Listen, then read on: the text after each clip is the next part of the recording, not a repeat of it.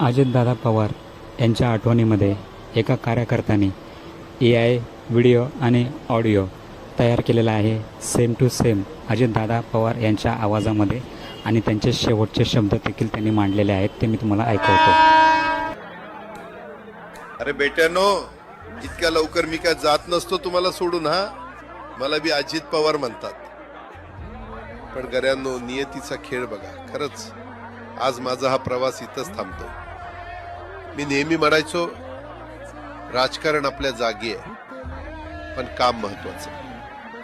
लोकांनी मला कामाचा माणूस म्हटलं, तीच माझ्या आयुष्याची सर्वात मोठी कमाई होती. आज निरोप घेताना मन खूप जड आहे, पण एक समाधान आहे की शेवटच्या श्वासापर्यंत मी तुमच्यासाठीच धावत होतो. मी तुम्हाला शब्द दिला होता, जोपर्यंत माझे हातपाय चालतात तोपर्यंत तुमचं भलं करण्यासाठी मी झटत राहीन. नियती बघा कशी असते. आज माझ्या हक्काच्या बारामतीच्या मातीत तुमच्या सेवेसाठी येत असतानाच माझे हातपाय कायमचे विसावले. पण मला अभिमान वाटतोय की मी रिकाम्या हाताने नाही, तर तुमच्या कामाची फाईल छातीशी धरूनच या जगाचा निरोप घेतो. शेवटच्या क्षणीही माझ्या डोळ्यासमोर फक्त तुमचा चेहरा होता. माझा स्वभाव थोडा रोखठोक होता.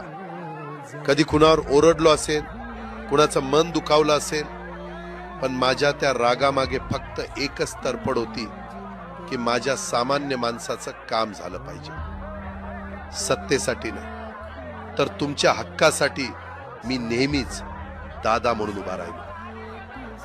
आता मी निरोप घेतोय, पण महाराष्ट्र थांबता कामा नये. माझी जबाबदारी आता मी तुमच्यावर सोपवतोय.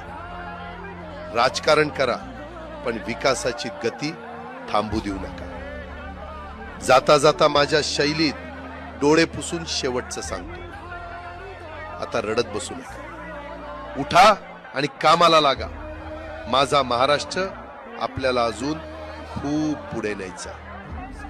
तुमचाच कामाचा माणूस अजितदादा पवार. जय भीम, जय भीम, जय भीम, जय भीम.